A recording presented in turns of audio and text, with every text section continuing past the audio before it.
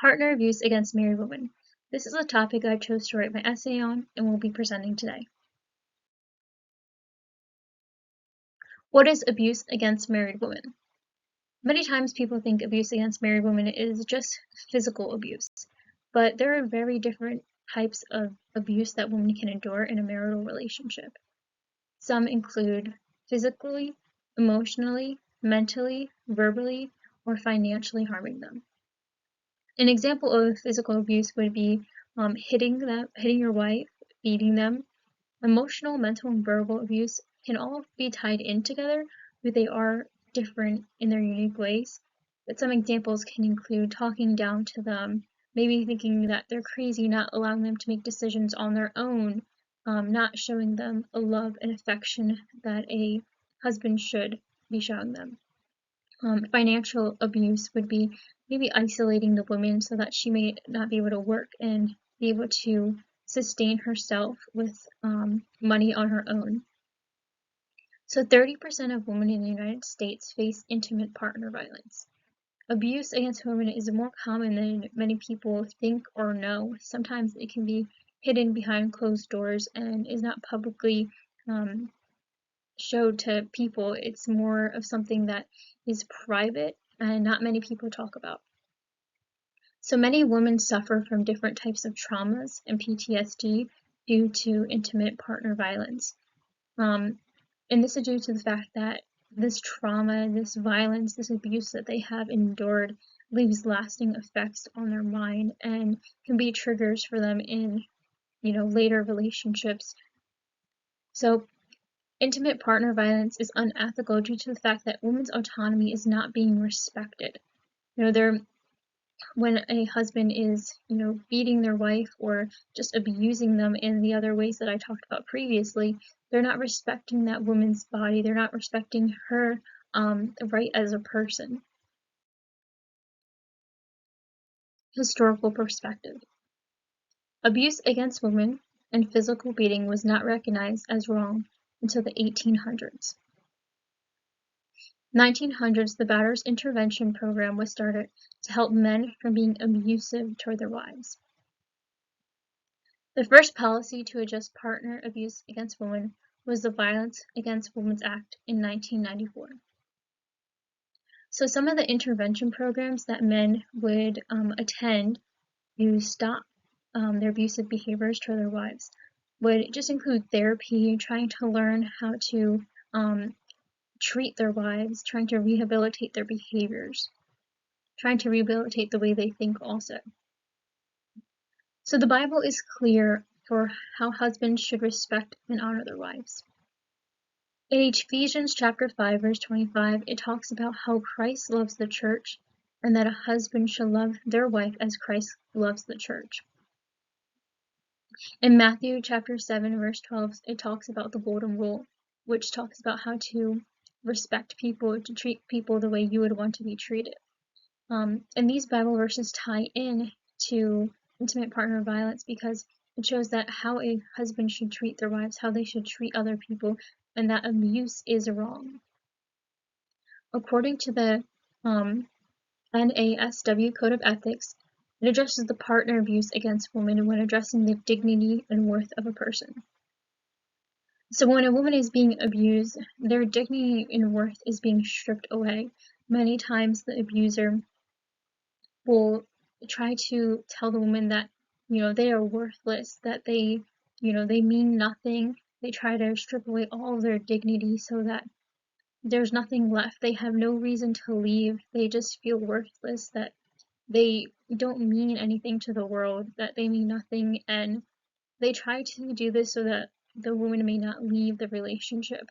So abuse against women in relationships, it's wrong because they are being stripped away of their dignity and worth as a person. And as social workers, it is our job to keep people, keep their dignity and, remind them of their worth, to try to respect that and honor that and try to rehabilitate them to knowing their dignity and worth. Affected population. So women are more likely to be the victim of abuse in a marital relationship. This has been proven through many studies. Abuse in marriages often leave a woman feeling shameful, worthless, and having traumatic emotions. Abuse that women endure in abusive relationship causes lasting effects on their mind and just how they view themselves as a person. Um, Many times people feel shameful. In some religions, it is shameful for the woman to leave, even if it's an abusive relationship. So that's where that shame can kind of come in, the shame of not leaving, the shame of even starting that relationship in the first place. That's where many women will feel shame. And as I talked previously, abusive relationships, they just make the woman feel worthless. Like they have no identity, no purpose. And a lot of traumatic emotions um, are very prevalent in women trying to leave abusive relationships. They might be scared to leave. Um, and the characteristics of victims include being dependent. So in abusive relationships, what the abusive husband tries to do is try to make the wife dependent on him so that she has no way to leave. And even if she wanted to leave, she wouldn't know how to because they would have access to all of their financial funds. They would have access to being able to drive. Sometimes they would strip them of being able to drive. So just trying to make them dependent in all areas of her life so that they cannot leave. The characteristics of an abuser include being controlling, the need for authority, and manipulative behaviors. So, like I said, they were trying to control the wife, um, that control their finances, control how they live, what they dress, what they do, their need for authority. They're constantly telling them what to do, when to do it, how to do it. And the manipulative behaviors include, being loving one second and then being abusive the next, or trying to tell them to do something, but in reality they have an ulterior motive behind what they are trying to tell the wife to do, trying to get things out of their wife for their own pleasure. Intervention. So it is essential to be aware and understand the types of abuse women have occurred prior to any intervention.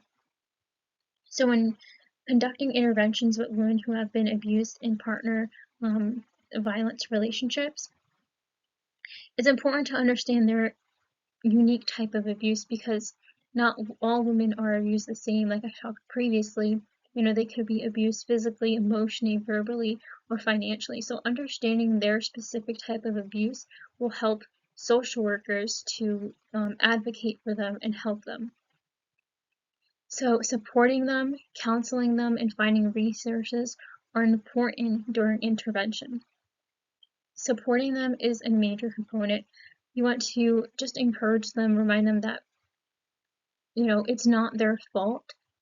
Trying to just advocate for them, counsel them, into what a healthy relationship looks like. And the resources include maybe finding a job for them, finding safe housing for them. Another intervention would be to help empower women affected by abuse. They should learn to create boundaries and understand their worth and dignity as a person. It's very important for women to create boundaries because it's going to keep them safe. That's going to be able to help them learn how to create boundaries in maybe later relationships. And again, back to that worth and dignity of a person, is important to empower them and to remind them their worth and dignity, to advocate for their worth and dignity as well. So advocating for abused women in marital relationships look like finding resources for her, advocating for justice to be served to the abuser, achieving safe environment. Many times, the abuser will not be able to have justice served to them. It's a very tricky way, just trying to get justice served to them. Many times people will be, the abuser will get loose and justice will not be served. So making sure to advocate for them and justice to be served for them, and just justice to be served for the women. So achieving a safe environment can look like safe havens, just finding a new town to live in. It's very important for them to remain safe as escaping intimate partner violence is very scary and it's a very hard thing for women to do. So I was not able to conduct an interview.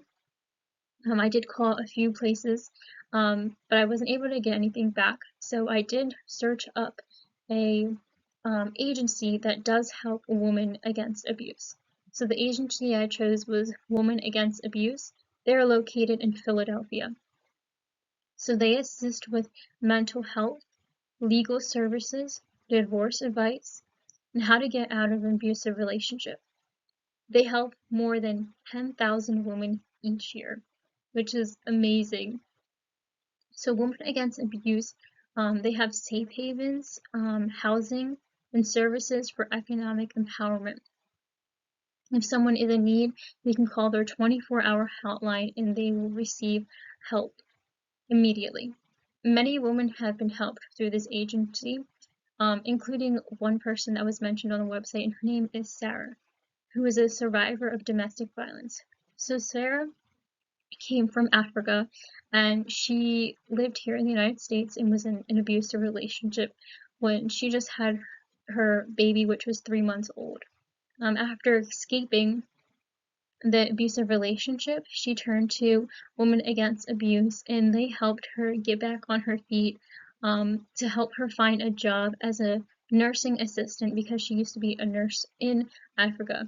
So they helped her with schooling, with scholarships, they helped her find a safe home, and she is now thriving today because of Women Against Abuse. It's a great organization and many women have been helped through it. So ethics and research. Abuse causes lasting effects on women and how their brain works. Studies have been shown that abuse can cause trouble from how women speak, how they think, and how they even act. So the journal article that I chose it stated that abuse can affect individuals' memory and speaking. Psychotherapy is a form of therapy to help and address women against marital abusive relationships. It focuses on positive memories as a tool to help cope with trauma. So focusing on those positive memories would include just thinking back to maybe the good from that relationship, good things that have happened in your life, to try to cope, to try to, it's not going to necessarily wipe out those abusive memories, but it's going to help them to focus on the good memories so that when those traumatic memories come back, they're able to pinpoint those good memories to help them with those negative memories. So these are all my references for my presentation today, and this was my presentation about partner abuse against married women.